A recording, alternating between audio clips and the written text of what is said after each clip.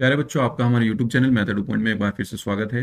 बच्चों, आज हम आपको क्लास 10th का मैथमेटिक्स पढ़ाएंगे। ठीक है ना। चैप्टर 1 है वास्तविक संख्याएं, रियल नंबर। अब तक हमने क्लास 9 का पहला चैप्टर पढ़ा है और धीरे धीरे ऐसे ही हम क्लास 9 के भी सभी चैप्टर आपको पढ़ाएंगे, क्लास 10th के भी पढ़ाएंगे, 11th 12th सबको पढ़ाएंगे। ठीक है ना। तो चलिए शुरू करते हैं। चैप्टर 1 एक्सरसाइज 1.1 की थोड़ी सी थ्योरी पढ़ लीजिए, जिससे हमें एक्सरसाइज थोड़ी आसान लगे और जल्दी जल्दी हम एक्सरसाइज को कर पाएँ। ठीक है ना। तो चलिए देखिए, पहली एक्सरसाइज है हमारी और इसमें पहली थ्योरम ये कहती है, जिसका नाम अंकगणित की आधारभूत प्रमेय है ना। इस थ्योरम का नाम क्या है? अंकगणित की आधारभूत प्रमेय, fundamental theorem of arithmetic. Fundamental theorem of arithmetic. ये थ्योरम क्या कहती है? ये कहती है कि प्रत्येक भाज्य संख्या को अभाज्य संख्याओं के गुणनफल के रूप में व्यक्त किया जा सकता है। यानी जितनी भी भाज्य संख्याएं हैं उनको आप अभाज्य संख्याओं के रूप में व्यक्त कर सकते हैं। भाज्य संख्या जो किसी से कट जाती हो, ठीक है ना, और अभाज्य संख्या जो अपने आप के अलावा किसी से ना कटती हो। ठीक है ना, ये आपको पता ही होंगी। अब जैसे हमारे पास भाज्य संख्या 42 है, ठीक है ना, तो 42 को हम अभाज्य संख्याओं के गुणनफल के रूप में कैसे लिखेंगे? तो देखिए, 42 का हम क्या करते हैं, फैक्टर करते हैं ना। क्या क्या आएंगे? सबसे पहले 2 से कैंसिल आउट करेंगे तो 2 दूनी 4 आएगा, फिर 2 एकम 2 आएगा। ठीक है ना। फिर आगे चलते हैं। अब 21 किससे कटेगा? 3 से कटेगा, तो 3 सते 21 आ जाएगा। अब ये 7 किससे कटेगा? 7 एकम 7 आ जाएगा। तो यानी अब हम किसको लिख सकते हैं? 42 को कैसे लिख सकते हैं? 2 गुना 3, 3 गुना 7। ठीक है ना। तो यहाँ पे क्या आ जाएगा? ये आ जाएगा 2 गुना 3 गुना 7। तो ये क्या है? ये प्राइम नंबर है। प्राइम नंबर मीन्स ये अभाज्य संख्या है आपकी। क्या है ये अभाज्य संख्या है। अभाज्य संख्याओं के गुणनफल के रूप में कहा था ना, इसने लिख सकते हैं हम। तो हम ये अभाज्य संख्याओं के गुणनफल के रूप में हमने इसको लिख दिया है। ठीक है ना। तो आप कोई भी जो भाज्य संख्या होगी, कटने वाली संख्या होगी, उसको जब लिखोगे तो वो अभाज्य संख्याओं के गुणनफल के रूप में लिख ही पाओगे। ठीक है ना। आप किसी भी ऐसी संख्या को लेकर के देख सकते हैं। ठीक है। अब देखिए, हम दूसरी संख्या का करते हैं, 240 को। अब 240 को जब मैं इसका एलसीएम करूंगा, 240 का ये फैक्टराइजेशन फैक्टर करूंगा इसके, तो क्या आएंगे देखिए। तो सबसे पहले 2 से कैंसिल आउट करेंगे, 2 एकम 2, 2 दूनी 4, 0 की 0। ठीक है। फिर 2 छिंग 12 और 0 की 0। फिर 2 या 6 0। फिर 2 एकम 2, 2 पंजे 10। फिर 5 को हम काट सकते हैं 3 से, 3 पंजे 15। और फिर 5 को हम काट सकते हैं 1 से, 5 एकम 5। तो यानी 240 को आप लिख सकते हैं 2 गुना 2 गुना 2 गुना 2 गुना 3 गुना 5, है ना। तो इसको हम लिख सकते हैं 2 गुना 2 गुना 2 गुना 2 गुना 3 गुना 5। ठीक है। तो अब हम देखिए, ये भी प्राइम नंबर है, सब दो दो दो प्राइम नंबर है, 3 भी प्राइम नंबर है, 5 भी प्राइम नंबर है। आप इसको अब क्या कर सकते हैं? 2 को इकट्ठा कर सकते हैं। दो कितनी बार गुना किया गया है? 4 बार गुना किया गया है, तो इसका मतलब ये 2 की पावर 4 हो जाएगा। और मल्टीप्लाई में क्या आएगा? 3, और मल्टीप्लाई में क्या आएगा? 5। तो आपने इसको अभाज्य गुणनफल के रूप में दर्शा दिया। ठीक है ना। तो आप किसी भी भाज्य संख्याओं को अभाज्य संख्याओं के गुणनफल के रूप में लिख सकते हैं, ये थ्योरम कहती है। ठीक है ना। अब आगे चलते हैं। आगे हमारे पास क्या है देखिए, अभाज्य गुणनखंड विधि से एचसीएफ तथा एलसीएम ज्ञात करना। अब जो हमने ये पीछे सीखा है अभाज्य गुणनखंड करने, ये जो है ना, ये अभाज्य गुणनखंड है। अभाज्य संख्याओं के रूप में लिखा ना हमने इनको, तो ये गुणनखंड कहलाएंगे इस संख्या के। ठीक है। तो इनका यूज करते हुए अब हम संख्याओं का एलसीएम और एचसीएफ निकालना सीखेंगे। ठीक है ना। मान लीजिए मेरे पास 42 है। अब 42 का मुझे क्या करना है? 42 का एलसीएम निकालना है। ठीक है ना। 42 का और 240 का मुझे एलसीएम निकालना है। तो सबसे पहले हम इनके अभाज्य गुणनखंड करेंगे। अभाज्य गुणनखंड हमारे पास क्या है? हमने पीछे भी देखे हैं, पीछे भी यही संख्या ली थी हमने। 42 के हैं 2 गुना 3 गुना 7। तो हम इसको लिखेंगे यहाँ पर लिखेंगे 2 गुना 3 गुना 7। ठीक है ना। अब हम आगे क्या करेंगे? अब हम 240 के ऐसे ही जो हमने पीछे फैक्टर किए थे वो लिख दीजिए। यहाँ पर पीछे हमने क्या क्या किए थे? 2 की पावर 4 थी, 3 गुना 5 था, तो 2 की पावर 4 लिख देंगे, 3 गुना 5 लिख देंगे। 2 गुना 2 गुना 2 गुना 3 गुना 5। एक दो और था उसमें, एक दो और लिख दिए। चलो यहाँ पे मैं क्या करता हूँ, एक दो और लगा देता हूँ। ठीक है ना। ये गुणनखंड थे वहां पर। तो अगर मुझे चाहिए एलसीएम, देखिए, अगर मुझे चाहिए इन दोनों का एलसीएम, 42 का और 240 का, है ना, इनका मुझे एलसीएम चाहिए। तो एलसीएम लेने के लिए मुझे क्या करना होगा? पहले तो इनमें हम कॉमन वैल्यू ढूंढेंगे। तो देखिए यहाँ पर मान लीजिए 1 2 तो ये रहा, और 1 2 ये रहा, ये कॉमन हो गया। फिर 1 3 कॉमन हो गया, 1 3 कॉमन हो गया। ठीक है ना। और 3 के अलावा और तो कुछ कॉमन नहीं है। तो जो कॉमन आए उनको तो लिखो आप सिर्फ एक बार, एक एक बार लिख दो। ये वाला 2 मैंने एक बार लिख दिया, और ये वाला 3 मैंने एक बार लिख दिया। अब जो मेरे पास बाकी बचे उन सबको भी आपको यहाँ पे लिखना पड़ेगा। ठीक है। मेरे पास ऊपर से एक 7 बचा, और नीचे से अभी मेरे पास ये बच रहा है, ये बच रहा है, ये भी बचा हुआ है और ये भी बचा हुआ है, तो इन सबको भी मुझे लिखना पड़ेगा। तो मैं क्या करूंगा, 2 गुना 2 गुना 2, 3 बार 2 बचा हुआ है और एक 5 बचा हुआ है। अब इनकी मल्टीप्लाई कर लेंगे, जो भी आएगा वो एलसीएम होगा हमारा, ठीक है ना। तो एलसीएम क्या होगा, 7 या 21, 21 दूनी 42, 42 दूनी 84, 84, 84 दूनी हो जाएंगे 8 दूनी 16, और 160, 168, 168, तो ये 5 दूनी 10 है, तो ये आ जाएगा 1680, ठीक है ना। एलसीएम तो आपका आ गया ये। अब अगर इन्हीं दो संख्याओं का मुझे एचसीएफ निकालना है, तो मैं एचसीएफ कैसे निकालूंगा, अगर मुझे इन्हीं दो संख्याओं का एचसीएफ निकालना है, 42 का और 240 का, ठीक है ना, तो कैसे निकलेगा वो देखिए। अगर मुझे इन्हीं का ही एचसीएफ निकालना है, तो सिर्फ जो कॉमन वाली संख्या थी बस मैं उनको लिखूंगा मल्टीप्लाई करके। तो कॉमन कौन सी थी, एक तो 2 थी, एक 3 थी, बस इनको करो और 2 3 6, ये इसका एचसीएफ आ जाएगा, ठीक है ना। तो एलसीएम में हमें क्या करना है, जो कॉमन है उनको तो एक बार लिखना है, और कॉमन के अलावा जो बाकी संख्याएं हैं उनको हमें एक एक बार मल्टीप्लाई कर देना है। लेकिन एचसीएफ में हम क्या करेंगे, सिर्फ कॉमन वाली लेंगे, जो कॉमन है उसको बस एक बार ले लो। जैसे ये 2 है ना, तो इसको एक बार कॉमन एक बार ले लीजिए। जैसे ये 3 कॉमन है, इसको एक बार ले लीजिए, बस इनकी मल्टीप्लाई कर दीजिए, एचसीएफ आपका आ जाएगा, ठीक है ना। उम्मीद करता हूं आप ये समझे होंगे। अब चलते हैं एचसीएफ और एलसीएम में क्या रिलेशन है। देखिए, एचसीएफ की फुल फॉर्म होती है हाईएस्ट कॉमन फैक्टर, ठीक है ना, और एलसीएम की होती है लीस्ट कॉमन फैक्टर, ठीक है ना। चलिए आगे चलते हैं। एचसीएफ और एलसीएम में संबंध है ना, संबंध क्या होता है, किन्हीं दो धनात्मक पूर्णांकों ए व बी के लिए, ये धनात्मक पूर्णांक है कोई, जैसे आपका 1 हो गया, 2 हो गया, 3 हो गया, 4 हो गया, ये सब धनात्मक पूर्णांक है, ठीक है ना। तो ये ए और बी दो धनात्मक पूर्णांक है। अब इनके लिए हम चलेंगे इसको लेकर के, देखिए किन्हीं दो धनात्मक पूर्णांकों के ए व बी के लिए एचसीएफ ए बी, यानी इन दो संख्याओं का एचसीएफ और इन्हीं दो संख्याओं का एलसीएम का अगर हम गुना कर दें, दोनों की गुना कर दें, तो वो उन संख्याओं के गुणनफल के बराबर आता है, ठीक है ना। तो यहां पर संख्याओं के गुणनफल एचसीएम और एलसीएम की गुना करने के बराबर आता है ए क्रॉस बी। तो हम ये पीछे से वेरीफाई भी कर सकते हैं, ठीक है ना। चलिए वेरीफाई करते हैं। अभी हमने एचसीएफ निकाला, एलसीएम निकाला, हम इसकी मल्टीप्लाई करते हैं एचसीएफ की और एलसीएम की, तो क्या आएगा देखते हैं। एचसीएफ, अरे ये रेज क्यों नहीं हो रहा है। तो अब हम इसको वेरीफाई करके देखते हैं, ठीक है ना, उस रिलेशन को। तो एचसीएफ हमारे पास आया था 1680 × 6। तो अब हम आगे ही लिखेंगे इसको। तो देखिए इन दोनों का मान लीजिए एग्जाम्पल हमने लिया ये, और एग्जाम्पल में ए हमारे पास 42 है और बी हमारे पास 240 है, जैसा कि पीछे हमने ले रखे हैं। तो जब हमने एचसीएफ की मल्टीप्लाई, एचसीएफ लिखा, इन दोनों का एचसीएफ क्या आया था, 1680, नहीं एचसीएफ तो आया था 6, और एलसीएम आया था हमारा 1680। अब इनकी मल्टीप्लाई करके क्या आएगा, इनकी मल्टीप्लाई करके वही आएगा जो 240 की गुना करके 42 में आएगा, ठीक है। तो इनकी गुना करते हैं, चलिए देखिए इनकी गुना करके आएगा 6 कम 6, 6 जीरो, 8 6 48 का 8 हासिल को 4, 6 6 36 और 4 40 की जो हासिल को 4, 6 कम 6 और 4 10, ये आया। अब 240 की 42 में करेंगे, तो 240 की मल्टीप्लाई 42 में जब हम करेंगे तो क्या आएगा वो हमें देखना है, ठीक है ना। तो जीरो तो हम हटा ही देंगे, बाद में लगा लेंगे। 4 दूनी 8, 2 दूनी 4, और 4 चौक 16, और 4 दूनी 8 और एक 9, ठीक है ना। 8 है 4 10 की जीरो हासिल को 1, 9 और 1 10, और जब 240 की एक जीरो थी, तो अगर मैं ये जीरो लगा दूं तो यहाँ भी एक जीरो आ जाएगी, यानी यही आ रहा है, ठीक है ना। देखो बिल्कुल सेम आ रहा है। तो जो हमारी संख्याओं का जो एचसीएफ और एलसीएम की मल्टीप्लाई करके आ रहा है, वही हमारा इन एक रोज बी को करके आ रहा है, ठीक है ना। इसका मतलब फॉर्मूला बिल्कुल ठीक है, वेरीफाई हो रहा है, ठीक है ना। तो चलिए इसको हम सही से लिख देते हैं करके, ठीक है। चलिए, तो ये हमने यहाँ पे लिखा 1680, 6 गुना 1680 बराबर 42 गुना 240, दोनों बराबर हैं, ठीक है ना। वेरीफाई हो गया। चलिए आगे चलते हैं। ये आप याद रखिएगा, इस पे बहुत से क्वेश्चन बने हुए हैं और आपके आएंगे भी, ठीक है ना। चलिए यहाँ तक आपकी थ्योरी कंप्लीट होती है। अब हम एक्सरसाइज पर चलते हैं।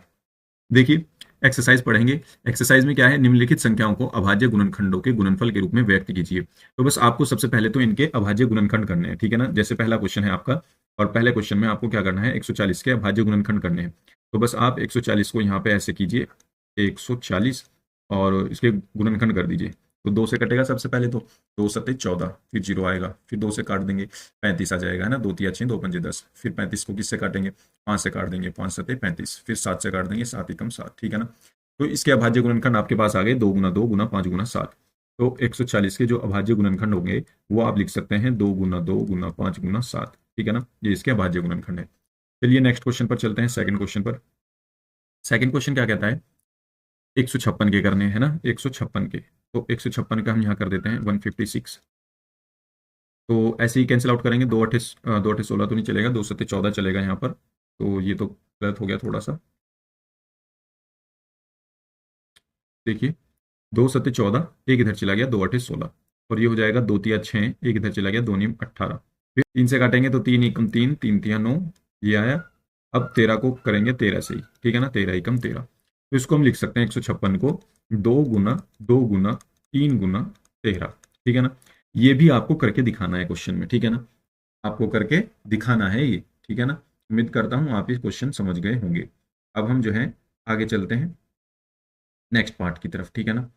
नेक्स्ट पार्ट हमारा क्या कहता है, थर्ड पार्ट। थर्ड पार्ट हमारा कह रहा है 3825, है ना, 3825। तो 3825 का आपको एलसीएम करना है, 3825। तो देखते हैं इसको क्या होगा ये, ठीक है ना, ये आपको क्वेश्चन में ही करना है, ठीक है ना। हाँ, आगे चलते हैं, 3825 को करते हैं। देखिए सबसे पहले देखो यहाँ पर 5 है, तो इसका मतलब ये 5 से ही कटेगा। 5 से जो कटती हैं संख्याएं उनमें लास्ट में या तो 5 होता है या 0 होता है, वो 5 से कट जाती हैं। 2 से वो कटेंगी जिनमें लास्ट में 0 होगा या 2 होगा, 2 से कटने वाली संख्या होगी, ठीक है ना। तो यहाँ 5 है, तो यानी ये 5 से कट जाएगी, तो 5 से काटते हैं, 5 7 35, 3 बचे, 3 इधर चले गए, फिर 5 छिंगा 30, और 2 बचे, 2 इधर चले गए, 5 पंजे 25, ठीक है ना। अब फिर 5 से कट जाएगा, 5 एकम 5, एक इधर चला गया, बल्कि 2 इधर चले गए, और 5 पंजे 25, फिर 2 इधर चले गए, फिर 5 पंजे 25, फिर 5 से काट देंगे, 5 तिया 15, 5 एकम 5, ठीक है। तो ये 3 है बच्चों, यहाँ पर क्या है, 3 है, ये गलती हो गई, तो ये 3 है। अब 153 आया, अब 153 5 से नहीं कटेगा, 153 तो नहीं कटेगा 5 से, तो ये 31 भी हटा दो, ये 5 भी हटा दो। अब देखते हैं ये किससे कटेगा, तो ये 3 से कट जाएगा, क्योंकि मुझे दिख रहा है 3 पंजे 15 और 3 एकम 3, ठीक है। फिर 3 से कट जाएगा, 3 एकम 3, 2 इधर चले गए, 3 7 21, फिर 17 से कट जाएगा, 17 एकम 17, ठीक है ना। आसान है। तो बस अब हम इनको लिख देंगे 3825 को 5 गुना 5 गुना 3 गुना 3 गुना 17, 3 गुना 17, ठीक है ना। ये इसका आंसर हो जाएगा, ठीक है। और आप इसको अगर थोड़ा और करना चाहते हैं तो आप इसको ऐसे भी लिख सकते हैं, 5 की पावर 2, क्योंकि 5 को 2 बार गुना किया हुआ है, फिर 3 की पावर 2, ठीक है, और फिर इंटू में 17, ठीक है। यहाँ तक आप आंसर छोड़ सकते हैं, ठीक है। आगे चलते हैं फोर्थ पार्ट पर। फोर्थ पार्ट आपका कहता है 5005। तो 5005 का देखते हैं क्या होगा, प्राइम फैक्टराइजेशन यानी अभाज्य गुणनखंड क्या होंगे इसके। तो सबसे पहले तो मैं 5 से ही काट दूंगा, 5 एकम 5, 0 0, 5 एकम 5। अब आया 1001। अब ये 1001 किससे कटेगा हमें ये देखना है, ठीक है ना। क्या 11 से कट जाएगा, तो 11 निम 99 बचेंगे, और फिर एक इधर चला जाएगा, हाँ ये 11 से कट जाएगा, तो 11 से काट देंगे, 11 निम 99, और एक इधर चला गया, 11 हो गया, 11 एकम 11। अब बचा 91, 13 के पहाड़े में आता है 91, वैसे 7 से भी कट जाएगा ये मेरे ख्याल से, 7 एकम 7, 2 इधर चले गए, 7 21, 7 से कट जाएगा, 7 एकम 7, 7 तिया 21। अब 13 से काट दो, 13 एकम 13, ठीक है ना। तो इसको हम क्या लिख सकते हैं, 5005 को हम लिख सकते हैं 5 गुना 11 गुना 7 गुना 13। अच्छा, इनका ऑर्डर मैटर नहीं करता, ठीक है ना, चाहे आप छोटे से बड़े की तरफ लिख लो, चाहे बड़े ही लिख लो सारे, चाहे आगे पीछे लिख लो, कोई फर्क नहीं पड़ता। बस वो अच्छा लगता है अगर आरोही क्रम में ये लिखा हुआ हो, 5 गुना 7 गुना 11 गुना 13, ठीक है ना, ये इसके भाज्य गुणनखंड हो जाएंगे। अब लास्ट बचता है हमारे पास, लास्ट है हमारे पास 7429। तो 7429 का देखते हैं, 7429 का क्या होगा, 7429 को देखते हैं, चलिए, है ना। चलो 11 से देखते हैं, 11 से नहीं कटेगा, 12 से नहीं कटेगा, 13 14 15 17, 17 में तो 9 ही नहीं आता, 16 में भी नहीं आएगा, 17 में आ सकता है ना, 17 में आ सकता है, 17 में देखते हैं, एक मिनट, 17, तो यहाँ पे 17 चौके 68 चलेगा, 4 और 2 6 इधर चले गए, 62 हो गए, तो 17 दूनी 34, 17 तिया 51 चलेगा, 62 में 51 चल जाएगा, तो ये 17 तिया 51 हो जाएगा, है ना। तो यहाँ पे 62 बना था, हमने 51 लिखा है, तो कितने बचे, 11 बचे ना, 11 आगे चले गए, 119 हो गया, 119 हो गया, तो अब ये चलेगा, हाँ 17 17 119, ये पूरा कट गया यहाँ पर 17 से, ठीक है ना। अब आगे चलते हैं, अब किससे कटेगा ये देखते हैं, और अब तो ये 17 से भी नहीं, मुझे लग रहा है 17 से कटेगा, 11 से देखते हैं पहले तो, 11 या 33, 33 के बाद तो 7 नहीं बचने के, जो इससे 11 से कटे नहीं, 13 से काटते हैं, 13 दूनी 26, 13 तिया 39, 13 तिया 39 के बाद 4 बचेंगे 47, तब तो 13 से भी नहीं कटेगा ये तो, है ना, ये 13 से भी नहीं कट रहा है, 17 से भी नहीं कट रहा है, फिर कट किससे रहा है ये? 19 से। देखो 19 दूनी 38, 38 के बाद 5 गए आगे 57, 19 दूनी 38, 19 से 57, हाँ 19 से कट जाएगा ना, 19 दूनी 38, 19 से 57, 23 आ गया, फिर 23 कम 23, बस 23 किसी से भी नहीं कटता। तो बस ये तो बहुत बड़ी बड़ी डिजिट आ रही है इसकी, तो 17 गुना 19 गुना 23 आ रहा है इसमें, ठीक है ना। ये आपको ऐसे ही देखना पड़ेगा, इसमें कोई उसकी बात नहीं है कि कैसे पता लगेगा डायरेक्ट, ठीक है ना। कि आपको बस कुछ रूल होते हैं थोड़े बहुत, वो भी पता होने चाहिए, अदरवाइज आप डायरेक्ट देख सकते हैं कि किस पहाड़ में क्या आ रहा है, ठीक है ना। तो उम्मीद करता हूँ आप ये समझ गए होंगे, हमने इन सब के भाज्य गुणनखंड लिख दिए। ये आपको जरूर इसके साथ, क्वेश्चन के साथ ही लिखना है, ये इसके साथ लिखना है, दूसरा दूसरे के साथ लिखना है, तीसरा ये इसके साथ लिखना है, चौथा ये इसके साथ लिखना है, पांचवा इसके साथ लिखना है, ठीक है ना। चलिए नेक्स्ट क्वेश्चन पर चलते हैं। नेक्स्ट क्वेश्चन कहता है कि पूर्णांकों के निम्नलिखित युग्मों के एचसीएफ एलसीएम ज्ञात कीजिए तथा इसकी जांच कीजिए कि दो संख्याओं का गुणनफल बराबर एचसीएम गुना एलसीएम है। तो देखिए पहला क्वेश्चन हम इसमें देखेंगे। पहला क्वेश्चन हमारा ये कहता है, दूसरे का पहला क्वेश्चन कह रहा है कि जी 26 और 91 में चेक करो आप, 26 और 91, इसमें पहले तो एचसीएफ और एलसीएम निकालो इनका। तो 26 का हमें देखना पड़ेगा, एक तो 26 को हमें अभाज्य गुणनखंड करने पड़ेंगे 26 के, 26 के अभाज्य गुणनखंड करते हैं चलो पहले तो 2 से काटेंगे 13 आएगा, और फिर 13 एकम 13 आ जाएगा, ये तो 13 का हो गया। 91 का देखते हैं क्या होगा, 91 तो 7 से कटेगा पहले, तो 7 एकम 7 और 2 इधर, 7 या 21, फिर 13 से कटेगा बस, 13 एकम 13। तो अगर देखा जाए 26 के जो अभाज्य गुणनखंड हुए वो हुए 2 गुना 13, और 91 के जो गुणनखंड हुए वो हुए 7 गुना 13। तो इनमें जो कॉमन आया वो आया ये वाला पोर्शन, है ना, ये वाला फैक्टर कॉमन आया। तो अगर मैं यहाँ पर एलसीएम लिखूंगा इन दोनों का, एलसीएम एलसीएम ऑफ 26 और 51 का, और एक एचसीएफ लिखना है मुझे इन दोनों का, 26 और 91 का। तो इनका एचसीएफ तो वो आ जाएगा जो कॉमन है, तो कॉमन तो 13 है, ठीक है ना। एलसीएम वो आ जाएगा जो कॉमन है उसको एक बार लिखो, और जो बाकी बचे हुए हैं उनको एक एक बार लिख दो, 2 गुना 7, इसके भी और इसके भी, इनकी गुना कर दो, 7 दूनी 14 और 13, 14 दूनी 28, 14 ते 42, 42 का 2 हासिल को 4, 14 एकम 14 और 4 18, 182, ठीक है ना। 182 हमारा ये आ गया है। अब हमें ये देखना है, ये एलसीएम है ये एचसीएफ है, अब हमें देखना है एचसीएफ और एलसीएम की गुना करके क्या आएगा, क्योंकि हमें ये वेरीफाई करना है, इसकी जांच कीजिए कि दो संख्याओं का गुणनफल बराबर एचसीएफ गुना एलसीएम है, ठीक है ना। तो अब हम जांच करेंगे, क्या करेंगे, अब हम जांच देखेंगे, ठीक है ना, जांच जांच। तो एच सी एफ गुना एल सी एम, वो क्या होगा, 182 गुना 13। तो इसकी गुना करो, 182 की 13 में जब हम गुना करेंगे तो वो आएगा हमारा, ये मैं लिख देता हूँ 2366, ठीक है ना। 182 की 13 में करके 2366 आएगा। और जब मैं संख्याओं का गुणनफल करूंगा, संख्याओं का गुणनफल क्या आएगा, संख्याएं हमारी हैं, यानी अगर मैं ए क्रॉस बी की गुना करूं, अगर मेरा ये ए है और ये बी है, तो की बात चल रही है ना, अगर ये ए है ये बी है, तो ये क्या होगा, तो ये हो जाएगा आपका 26 गुना 91, और 26 गुना 91 की गुना भी करके 2366 ही आएगा। तो दोनों बराबर आ रहे हैं, है ना, एलसीएफ एचसीएफ गुना एलसीएम बराबर ए क्रॉस बी, यानी दोनों संख्याओं का गुणनफल बराबर एचसीएफ गुना एलसीएम आ रहा है। अतः ये सिद्ध हो चुका है, ठीक है ना, बस ये जांच कर लिया हमने। तो यहाँ से हम क्या लिख सकते हैं, हम ये भी लिख सकते हैं एचसीएफ गुना एलसीएम बराबर ए गुना बी, जो भी नंबर्स हैं हमारे, ठीक है, ये यहाँ पे लिख देंगे, बस ये प्रूफ होगी बात, ठीक है। ये तो चलो क्लियर है, और ये हमने एलसीएम इसके बता दिया, ये एचसीएफ हमने बता दिया, ठीक है ना। ये आपका पहला क्वेश्चन कंप्लीट हो गया। सेकंड क्वेश्चन देखते हैं, ऐसे ही यहीं पे कर लेते हैं सेकंड क्वेश्चन को, ठीक है ना। देखिए सेकंड क्वेश्चन को किसी दूसरे कलर से कर देंगे, चलो इससे कर लेते हैं। सेकंड क्वेश्चन आपका ये है 510 और 92, 510 और 92। तो 510 का भी देखते हैं क्या होगा भाई, अभाज्य गुणनखंड क्या क्या होंगे। सबसे पहले 2 से कैंसिल आउट करेंगे इसको, तो ये 2 दूनी 4 हो गया, एक इधर चला गया, 2 पंजे 10, एक इधर चला गया, फिर 2 पंजे 10, अब ये 5 से कटेगा, 5 पंजे 25 और 5 एकम 5, ठीक है। अब ये 3 से कट जाएगा, 3 एकम 3 और 2 इधर, 3 से 21, फिर ये 17 से कट जाएगा, 17 एकम 17, ठीक है ना। ये तो हो गए इसके। और चलो 92 का देख लेते हैं, 92 ये आ जाएगा, 2 तिया 6, अरे 2 चौक 8, 2 चौक 8 और एक इधर चला गया, 2 छिक 12, ठीक है ना। फिर 2 से काटेंगे, 2 दूनी 4, 2 तिया 6, 23 आ गया, फिर 23 एकम 23 आ जाएगा, ठीक है ना। तो आपके पास 510 के जो फैक्टर आए, 510 को आप लिख सकते हैं 2 गुना 5 गुना 3 गुना 17, है ना।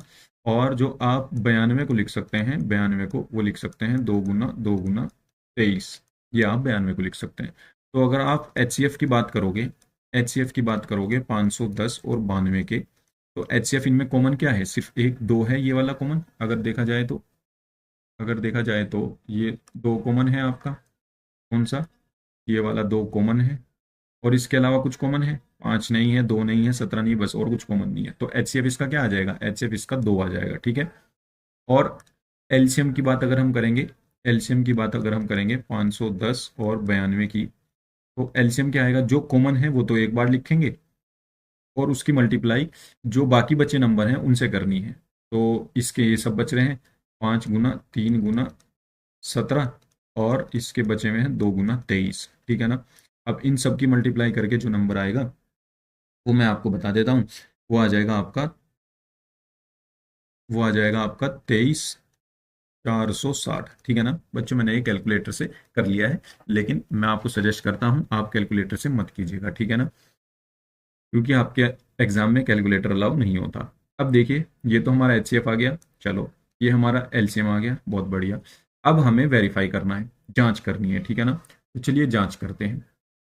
जांच जांच में हम ये देखेंगे एचसीएफ की गुना एलसीएम में करके, है ना, या हम ऐसा करते हैं ए क्रॉस बी बराबर एल, नंबर है एचसीएफ एलसीएम है क्या, एचसीएफ गुना एलसीएम है क्या, ये देखते हैं।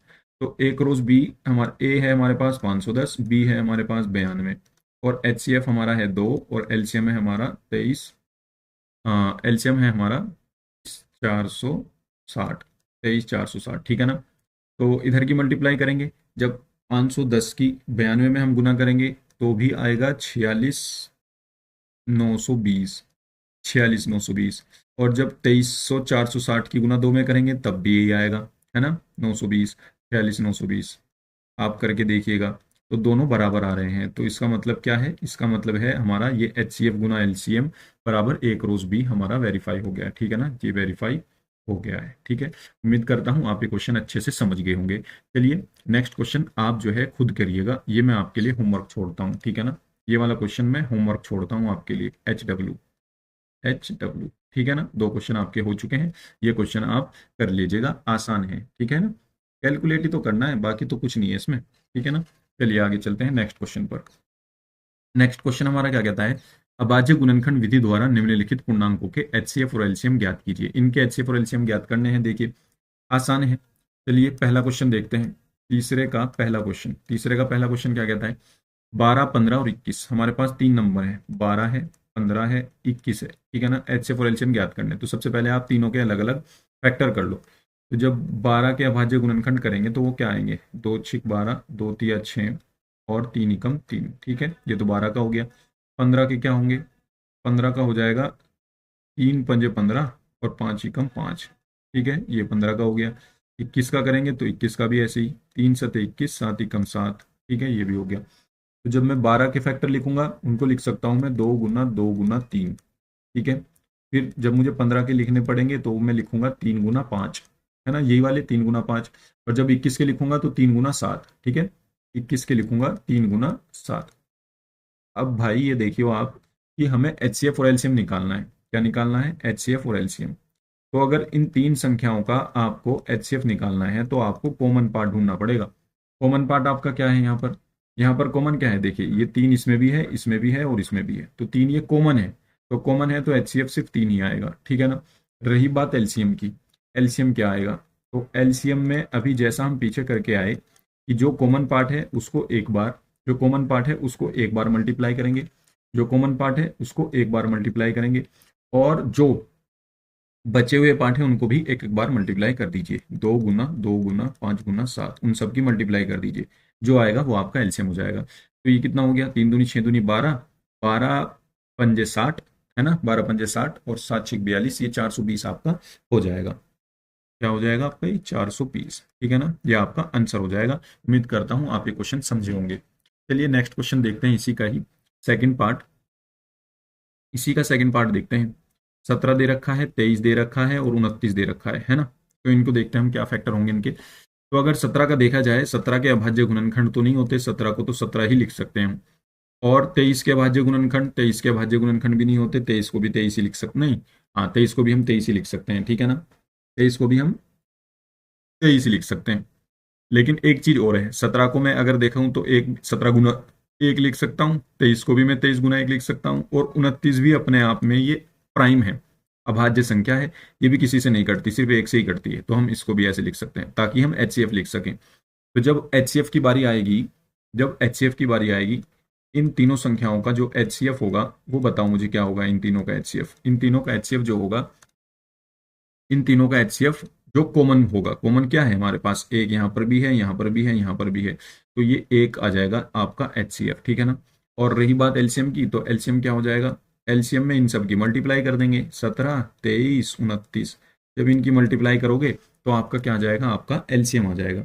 और इनकी मल्टीप्लाई करने के बाद जो आपकी नंबर आएगा वो आएगा 11,339, ठीक है, ये आंसर हो जाएगा, ठीक है ना। उम्मीद करता हूं आप ये बात समझ गए होंगे, ठीक है ना, क्योंकि बस इनकी गुना कर लेंगे, 17 गुना 23 गुना 29, यहाँ से ये क्या आएगी, 17 गुना 23 गुना 29, इसकी मल्टीप्लाई करके, है ना, सारे नंबर की मल्टीप्लाई कर लेते हैं ना हम एलसीएम में। और कॉमन की तो एक बार गुना कर ही ली हमने, इसमें एक की किसी के साथ करोगे कोई फर्क ही नहीं पड़ेगा, ठीक है। उम्मीद करता हूँ आप ये भी समझ गए होंगे। नेक्स्ट क्वेश्चन देखते हैं, चलिए।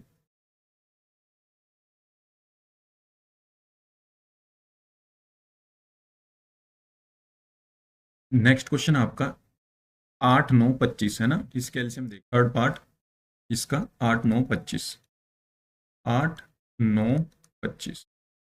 देखिए अगर मैं 8 के फैक्टर करूंगा, 8 के फैक्टर क्या क्या हो सकते हैं, तो 2 चौक 8 हो जाएगा, फिर 2 दूनी 4 हो जाएगा, फिर 2 एकम 2 हो जाएगा, ठीक है। अब देखते हैं 9 के, तो 9 को हम लिख सकते हैं 3 तिया 9, फिर 3 एकम 3, ठीक है। फिर हम 25 को लिखेंगे, 25 के क्या हो सकते हैं, 5 पंजे 25 और 5 एकम 5, ठीक है ना, ये हो जाएगा। तो देखिए कितना आसान हो गया, 8 को मैं लिख सकता हूँ 2 गुना 2 गुना 2, ठीक है ना। और मैं 9 को लिख सकता हूँ आपका 3 गुना 3, और मैं 25 को लिख सकता हूँ 5 गुना 5, 5 गुना 5। अब अगर देखेंगे तो इसमें कॉमन तो कुछ नहीं है, तो सब में एक एक गुना एक जरूर लगा दो ये, ठीक है ना, कम से कम कॉमन एक तो आ ही जाएगा। एचसीएफ एक से नीचे नहीं जा सकता, जीरो नहीं हो सकता किसी का, कम से कम एक तो होगा ही होगा, ठीक है ना। तो एचसीएफ अगर हम देखेंगे इन तीन नंबर का, 8, 9, 25 का, तो एचसीएफ एक आ जाएगा। और रही बात एलसीएम की, तो एलसीएम में इन सब की मल्टीप्लाई कर देंगे, बस इन सब फैक्टर की मल्टीप्लाई कर देंगे, तो 2 गुना 2 गुना 2 ये तो हो गया 8, और 3 गुना 3 ये हो गया 9, और 5 गुना 5 ये हो गया 25, ठीक है ना, 5 गुना 5 ये हो गया 25। अब जब इन सब की गुना आप करोगे, इन सब की गुना करने के बाद हमारा आ जाएगा 1800, कितना आ जाएगा, 1800, और ये हमारा आंसर हो जाएगा एलसीएम का, एचसीएफ हमारा ये है, ठीक है ना। उम्मीद करता हूं आप ये भी समझ गए होंगे। चलिए नेक्स्ट क्वेश्चन देखते हैं। नेक्स्ट क्वेश्चन क्या कहता है, नेक्स्ट क्वेश्चन कह रहा है कि एचसीएफ है आपके पास इतना, बराबर 9 दिया है, और एलसीएम ज्ञात करना है किसका, 306 का और 657 का। तो देखिए अगर हम देखें इसको, ये तो बहुत आसान क्वेश्चन है। हम जानते हैं, हम जानते हैं एचसीएफ और एलसीएम में रिलेशन, हम क्या जानते हैं, हम ये जानते हैं कि दो संख्याओं का एचसीएफ, जो ये दो संख्याएं हैं 306 गुना 657, और इसके एलसीएम की अगर मैं गुना कर दूं, इन्हीं दो नंबर के एलसीएम की, 306 और 657 दो नंबर, अगर इन दो नंबर के एचसीएफ की और एलसीएम की मल्टीप्लाई कर दूं, तो यही नंबर जो है आपके मल्टीप्लाई करके जो आएगा वही आ जाएगा, यानी 306 गुना 657, ठीक है ना। तो अब एचसीएफ उसने दिया है कितना, इन दोनों का 9, तो एचसीएफ की जगह तो हम 9 लिख देंगे, इनटू एलसीएम हमें फाइंड करना है, तो एलसीएम आप यहीं पे रहने दीजिए इनका, 306 657, ठीक है ना, और इक्वल्स टू लिख लीजिए 306 गुना 657, ठीक है, दोनों संख्याओं का गुणनफल। अब एलसीएम निकालना है तो एलसीएम को यहीं छोड़ दीजिए, और जो एलसीएम के मल्टीप्लाई में नंबर है उसको हम कहाँ भेज देंगे, इधर डिवाइड में, ये जो मल्टीप्लाई में नंबर है ये इधर जाके डिवाइड में चला जाएगा, तो 306 गुना 657, और डिवाइड में आ जाएगा आपका, ये डिवाइड में आपके आ जाएगा 9, ठीक है ना। अब देखिए इसको हमें डिवाइड करना है, ठीक है ना, तो देखिए 3 से कट जाएगा, 3 से भी कट जाएगा, काट देते हैं, 3 तिया 9, 3 एकम 3 0, और 3 दूनी 6, ठीक है। अब क्या और कटेगा ये, जी हाँ कट सकता है, 3 तिया 9 यहीं पे ही, एक बचा इधर चला गया, 3 चौक 12, तो अब मेरे पास जो बचा वो बचा 34 गुना 657, तो 34 गुना 657 की जब मैं गुना करूंगा तो वो क्या आ जाएगा, वो आ जाएगा आपका, इनकी मल्टीप्लाई आप कर लेना, वो आएगा 2233 8। ठीक है ना। उम्मीद करता हूँ आप ये क्वेश्चन समझ गए होंगे। आसान क्वेश्चन है, इजी क्वेश्चन है, इजीली आप कर सकते हैं। ठीक है ना। चलिए नेक्स्ट क्वेश्चन पर चलते हैं। तो देखिए बच्चों, अब ये कह रहा है नेक्स्ट क्वेश्चन में, जांच कीजिए कि क्या किसी प्राकृत संख्या n के लिए संख्या 6 की पावर n अंक 0 पर समाप्त हो सकती है।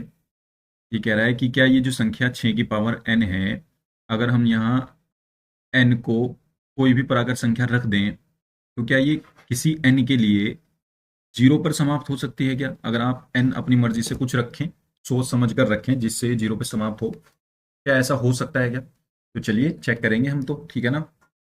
हमें पता नहीं है, हमें तो चेक करना है। ठीक है ना। तो हम क्या करते हैं, सबसे पहले हमारे पास 6 है, तो हम 6 के या 6 की पावर n के अभाज्य गुणनखंड देखेंगे। ठीक है ना। 6 की पावर n के अभाज्य गुणनखंड। तो हम क्या करते हैं, 6 की पावर n के अभाज्य गुणनखंड देखते हैं क्या होंगे। अभाज्य गुणनखंड। तो 6 की पावर n क्या होती है? देखिए 6 को मैं लिख सकता हूं 2 गुना 3, और इन दोनों की पावर n है, तो इसमें 0 लाने के लिए 5 होना चाहिए था। 5 तो है नहीं। जब कोई प्राकृत संख्या अगर शून्य पे समाप्त होती है तो उसमें 2 गुना 5 दिखेगा आपको। 2 गुना 5 तो वो शून्य पे समाप्त होगी। ठीक है ना। लेकिन यहां तो 2 गुना 3 है ना। हम यहां कहेंगे क्योंकि 0 से समाप्त होने वाली संख्या, 0 से, या 0 पर लिख लो, है ना, 0 पर समाप्त होने वाली संख्या का अभाज्य गुणनखंड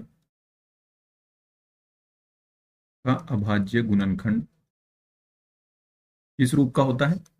2 गुना 5 की पावर n कुछ भी हो, चाहे 2 गुना 5 तो उसमें आपको दिखेगा ही दिखेगा एक एक बार। अब चाहे ये n कुछ भी हो जाए, 2 2 बार हो जाए, 3 3 बार हो जाए, 4 4 बार हो जाए, वो उसकी मर्जी। ठीक है। बाकी एक एक बार तो दिखेगा ही दिखेगा, क्योंकि 0 पर समाप्त होने वाली संख्या का अभाज्य गुणनखंड 2 गुना 5 की पावर n के रूप का होता है। यानी इस रूप का दिखेगा वो आपको, रूप का होता है। जबकि हम अपने पास है ही नहीं है 2 गुना 5। ठीक है ना। तो अतः अतः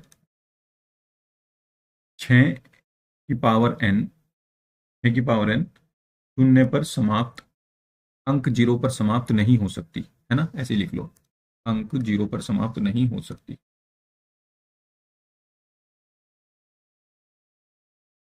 अंक 0 पर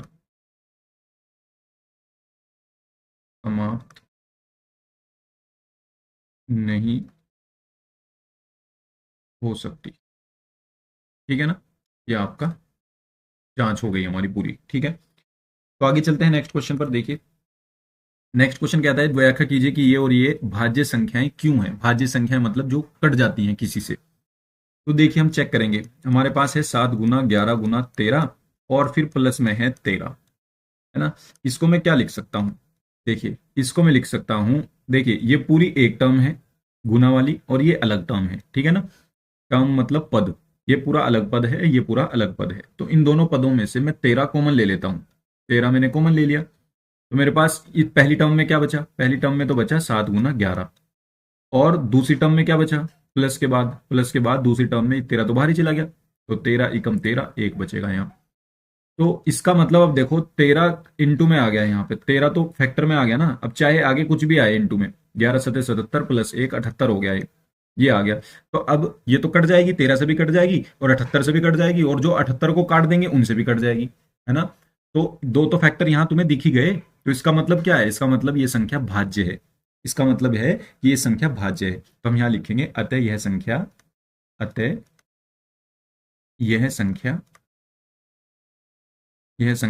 भाज्य है। भाज्य है। अतः यह संख्या भाज्य है क्योंकि इसके अभाज्य गुणनखंड में, हमारे पास एक के अलावा बहुत सारे अभाज्य फैक्टर जो हैं, ठीक है ना, गुणनखंड हैं। अभाज्य गुणनखंड को ही फैक्टर कहते हैं। अभाज्य मीन्स जो आपके प्राइम फैक्टर हैं, ठीक है ना। तो हम यहाँ क्या लिख सकते हैं? अतः यह संख्या भाज्य है क्योंकि क्योंकि इसके अभाज्य गुणनखंडों में क्योंकि इसके अभाज्य गुणनखंडों में एक के अलावा अन्य दो फैक्टर अन्य दो अन्य दो फैक्टर यानी गुणनखंड हैं। अन्य दो गुणनखंड हैं, ठीक है ना।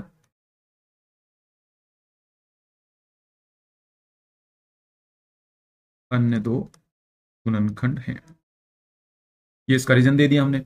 ऐसे ही दूसरे वाला देख लेते हैं और करके। और दूसरा दे रखा है उसने 7 गुना 6 गुना 5 गुना 4 गुना 3 गुना 4 रह गया। 4 को भी लिख लेते हैं। 5 गुना 4 गुना 3 गुना 2 गुना 1 और प्लस में है 5। तो मैं इसको क्या लिख सकता हूँ? देखिए, ये पूरी एक टर्म है इतनी, क्योंकि गुना में है सारे, एक ही टर्म है ये पूरी, और ये अलग टर्म है पद। ठीक है, तो इस वाले पद में भी 5 है और इस वाले पद में भी 5 है, तो मैं 5 कॉमन ले सकता हूँ। जब 5 कॉमन लूंगा तो इस वाले पद में क्या बचेगा? 7 गुना 6 गुना 5 चला गया बाहर, 4 गुना 3 गुना 2 गुना 1 ये बचा। और प्लस में आ गया आपके पास, क्योंकि 5 आपने बाहर लिया था ना। 1 मिनट, ये फैक्टर पूरा नहीं हुआ अभी यहाँ पे। हाँ, मैं कह रहा था कि पहली वाले में से तो 5 चला गया बाहर, इस वाले में से भी 5 चला गया बाहर, तो यहाँ पे क्या बचेगा? 1। तो प्लस के बाद बचा आपके पास 1। तो अब इनकी गुना करो। 5 गुना 7 की इन इन सब की गुना करो। 3 दूनी 6, 6 चौक 24, 7 6 42। 42 की जब 24 में करोगे आप तो आएगा आपके पास 1008, और प्लस में एक ये भी है, तो कितना आ गया? 5 गुना 1009। तो यहाँ भी देखिए, एक के अलावा एक तो इनमें लिख ही सकते हैं हम गुना करके, एक तो सब में ही होता है। तो एक अभाज्य गुणनखंड के अलावा यहाँ दो अन्य अभाज्य गुणनखंड भी हैं। सेम वही बात लिखनी है आपको यहाँ पर भी। अतः यह एक अतः यह संख्या अतः यह संख्या भाज्य है। यह संख्या क्या है? भाज्य है, ठीक है ना।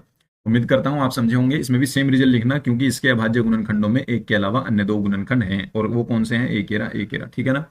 चलिए आगे चलते हैं, लास्ट क्वेश्चन एक्सरसाइज का, इसको देखते हैं क्या कहता है। किसी खेल के मैदान के चारों ओर एक वर्ताकार पथ है। इस मैदान का एक चक्कर लगाने में सोनिया को 18 मिनट लगते हैं। इसी मैदान का चक्कर लगाने में रवि को 12 मिनट लगते हैं। तो मान लीजिए वे दोनों एक ही स्थान पर एक ही समय पर चलना प्रारंभ करके एक ही दिशा में चलते हैं, तो कितने समय बाद वे पुनः प्रारंभिक स्थान पर मिलेंगे? सिंपल सा है, एलसीएम ले लो। एक ही स्थान पर मिल जाएंगे उतने मिनट बाद, ठीक है ना। तो यहाँ पे थोड़ा सा इसमें थ्योरी लिखनी पड़ेगी हल्की फुल्की सी, वरना एक ही लाइन में क्वेश्चन खत्म हो जाएगा ही, है ना। तो इसमें थ्योरी लिखने के लिए हम थोड़ा सा ये लिख देते हैं कि सोनिया को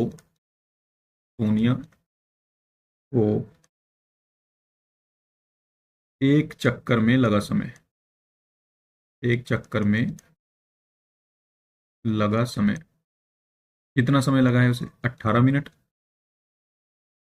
है ना। ये रही। और रवि को कितना लगा है? रवि को 1 मिनट में, सॉरी, एक चक्कर में एक चक्कर में लगा समय। एक चक्कर में लगा समय इक्वल्स टू 12 मिनट। तो अब देखिए, जब वे दोनों एक ही स्थान पर जब मिलेंगे तो वो कितने समय बाद मिलेंगे, हमें ये देखना है ना। तो हम यहाँ पे लिख देते हैं, वे दोनों वे दोनों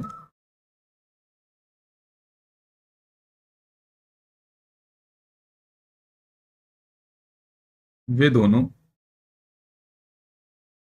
एक ही स्थान पर वे दोनों एक ही स्थान पर एलसीएम ले लो दोनों का, 18 12। यहां से जो आएगा उतने मिनट बाद मिलेंगे, ठीक है। अब आपको इनका एलसीएम लेना है बस। तो 18 के फैक्टर करो, 18 के फैक्टर क्या होंगे, 2 निम 18, 9 आया, 9 को 3 गुना 3 लिख सकते हैं। आप ऐसे करके कर सकते हैं 18 को, ठीक है ना। 2 निम में 18, 3 तिया 9, 3 एकम 3, ठीक है। ऐसे फिर 12 को लिख दो ऐसे ही। 12 को कैसे लिखोगे, 2 छिक 12, 2 तिया 6, 3 एकम 3, तो ये आ जाएगा 2 गुना 3, ठीक है। अब यहाँ से एलसीएम में क्या होता है, एलसीएम में ये होता है कि जो कॉमन है उनको तो आप एक बार लिखोगे, और जो कॉमन के अलावा बचे उनको आप क्या करोगे, जो कॉमन के अलावा बचे उनको आप एक एक बार मल्टीप्लाई कर दोगे, ठीक है ना, जो भी है वो।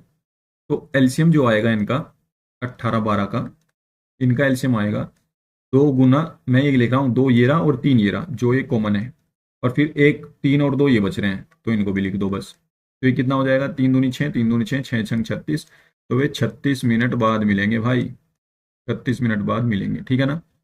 तो मैं सही लिख देता हूँ, ये थोड़ा सा अटपटा हो गया। अरे भाई ट्रेजर आ जाए, 36 मिनट, ठीक है ना। उम्मीद करता हूँ आप ये समझे होंगे, और ये इसी के साथ ये एक्सरसाइज कंप्लीट होती है, ठीक है ना। उम्मीद करता हूँ आप ये सब कुछ समझे होंगे, अच्छे से समझे होंगे। अगर आपका अभी कोई डाउट है, कुछ रह गया हो, कुछ समझ में ना आया हो, तो आप कमेंट में पूछ सकते हैं। और इस पूरे नोट्स की जो पीडीएफ आपको मिलेगी टेलीग्राम ग्रुप में मिल जाएगी, उसकी लिंक मैं डिस्क्रिप्शन में दे दूंगा, वहां से जाकर आप उसको डाउनलोड कर लेना, फ्री है सब, ठीक है ना, कोई चार्ज नहीं है। और ऐसे ही मैं आगे की भी सारी एक्सरसाइज आपको कराऊंगा। कुछ भी डाउट हो आपका, आप कमेंट में पूछो, बेफिक्र होकर के पूछो, ठीक है ना। कोशिश करूंगा मैं आपका डाउट दूर कर सकूं, ठीक है। वीडियो अच्छा लगा हो तो लाइक करो, अपने दोस्तों में शेयर कर दो, और चैनल को सब्सक्राइब कर लो। Thank you.